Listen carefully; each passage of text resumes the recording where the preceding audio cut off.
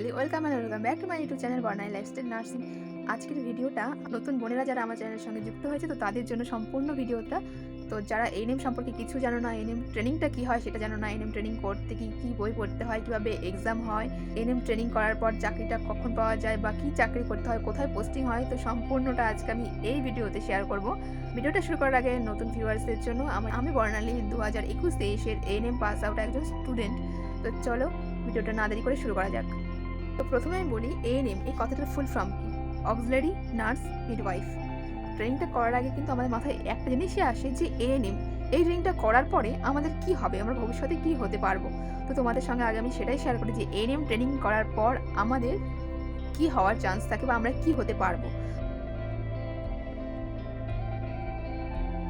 ANM ট্রেনিংটা করার পর আমাদের কিন্তু পোস্টিং হবে সাব সেন্টারে, স্বাস্থ্যকেন্দ্রে আমাদের কিন্তু পোস্টিং হবে।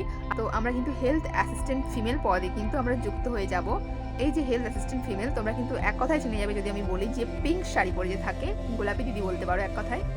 তো আমাদের এই ট্রেনিংটা করার পর কিন্তু আমাদের স্বাস্থ্যকেন্দ্রে বা সাব সেন্টারে আমাদের পোস্টিং হবে এবং আমরা হেলথ অ্যাসিস্ট্যান্ট ফিমেল পদে কিন্তু যুক্ত হব। এবং এরপরে প্রশ্ন, যে কোনো চাকরির পরীক্ষা দেওয়ার আগে কিন্তু আমাদের মনে এই প্রশ্নটা থাকে যে এই চাকরিটা করার পর আমাদের স্যালারি কত হতে পারে। তো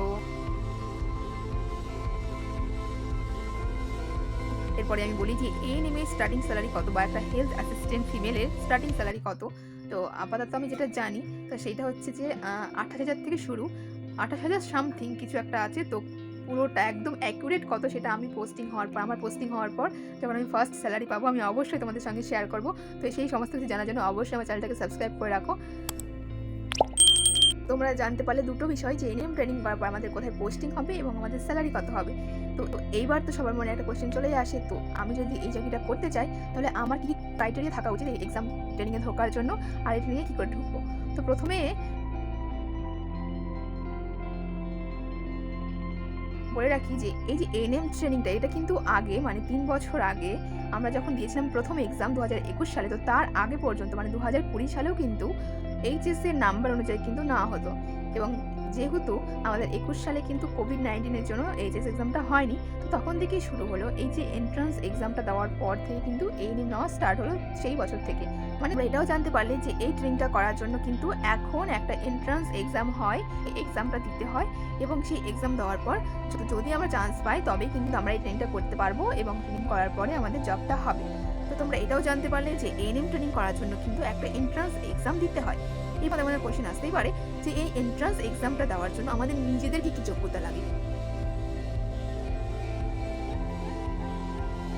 তো চলো এবার দেখে নাও যে আমাদের কি যোগ্যতা দরকার। তো এই ট্রেনিংটা করতে কিন্তু মাত্র এইচএস পাস করতে হচ্ছে। তো আমাদের প্রথম যেটা যোগ্যতা হচ্ছে সেটা হচ্ছে আমাদের কিন্তু এইচএস পাস করতে হবে, ব্যাস। আমাদেরকে যে কোনো স্ট্রিম থেকে আর্টস, সায়েন্স, কমার্স যে কোনো স্ট্রিম থেকে কিন্তু এইচএসটা পাস করতে হবে উইথ ইংলিশে 40% নাম্বার নিয়ে, ব্যাস। তো প্রথম ক্রাইটেরিয়া আমাদেরকে এইচএস পাস আউট হতে হবে। এজ কত, আমরা কত এজে পরীক্ষাটা দিতে পারবো। তো প্রথমে 18 বছর বয়স থেকে কিন্তু আমাদের 35 বছর বয়স পর্যন্ত এই এক্সামটা কিন্তু সকলে দিতে পারবে। তো তোমরা জানতে পারলে যে এই এক্সামটার জন্য আমাদের কী কী যোগ্যতা দরকার। এরপরে আমাদেরকে কিন্তু ওয়েস্ট বেঙ্গলের বাসিন্দা হতে হবে। তো এরপর তোমাদের কোশ্চেন হতেই পারে যে এক্সামটা কেমন হয়, কত মার্কসের এক্সাম হয়। তো চলো এবার পুরোটা জানা যাক এক্সামের সম্পর্কে।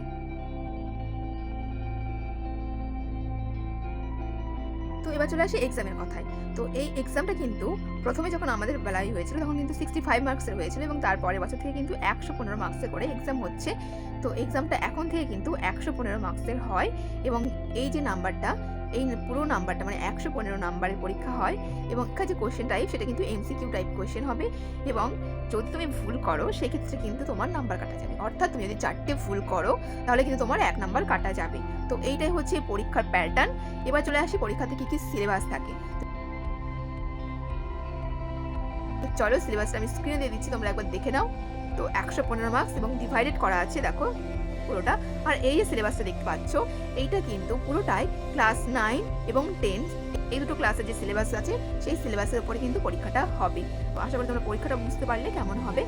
তো এবার হয়তো তোমাদের মনে কোশ্চেন আসতে পারে যে আমি এই এক্সামটা দিতে চাই, এক্সামটা দিতে গেলে আমাদেরকে কি করতে হবে। তো এই এক্সামটা দিতে গেলে কিন্তু তোমাদেরকে ফর্ম ফিল আপ করতে হবে।